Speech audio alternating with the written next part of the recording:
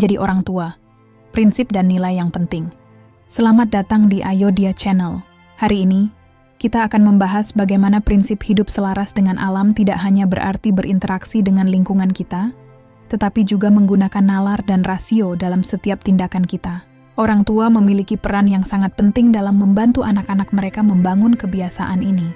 1. Kekuatan nalar dan rasio. Ketika kita hidup selaras dengan alam, kita belajar untuk berpikir secara kritis dan bijaksana.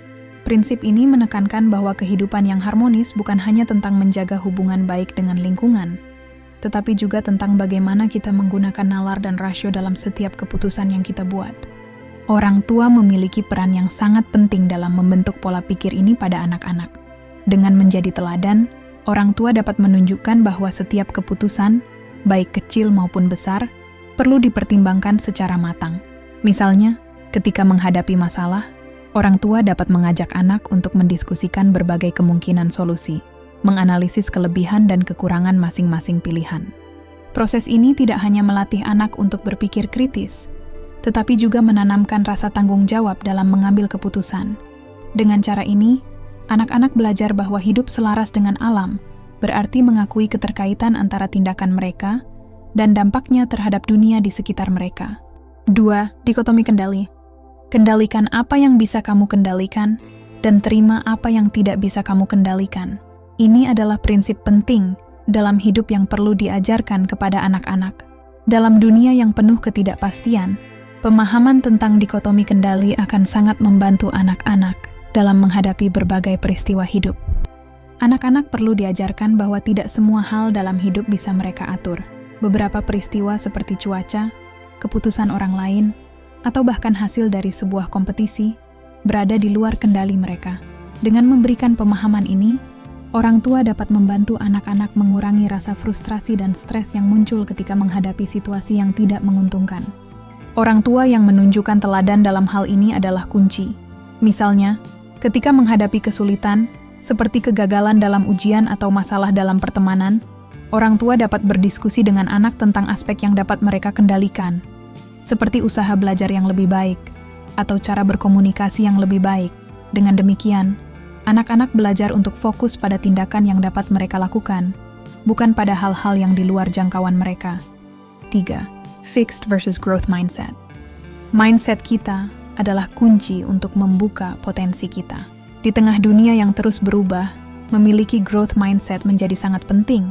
Pola pikir ini mengajarkan kita bahwa kemampuan dan kecerdasan bukanlah hal yang tetap, tetapi sesuatu yang dapat berkembang melalui usaha dan pengalaman.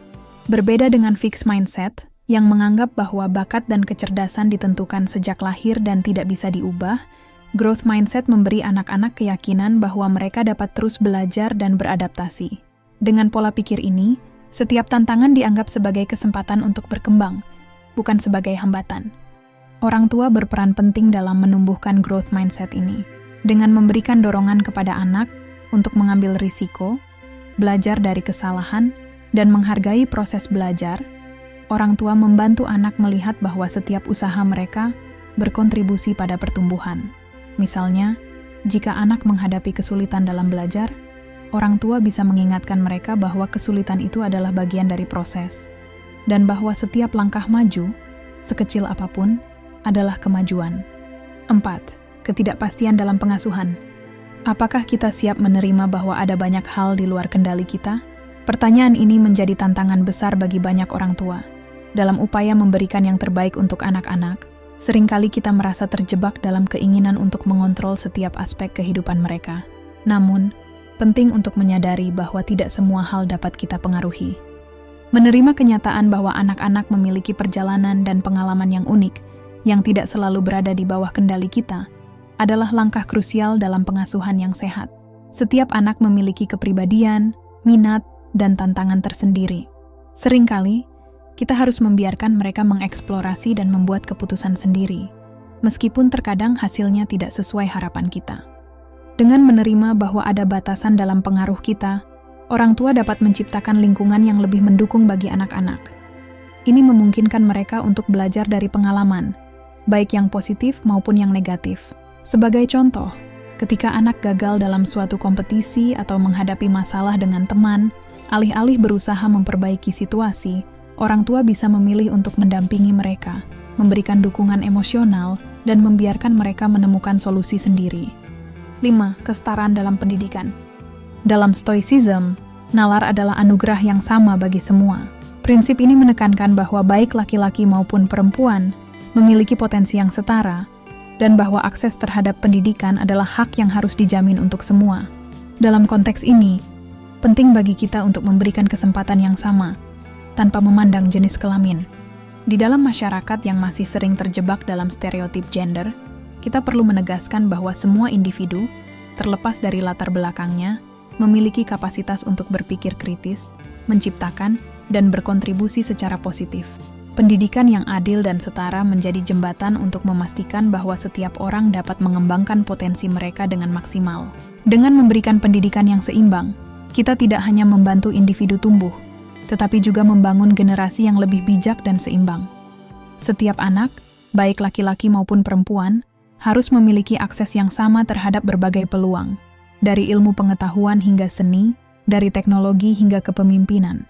Ketika kita mengedepankan kesetaraan ini, kita membuka pintu bagi inovasi dan kemajuan yang lebih besar dalam masyarakat.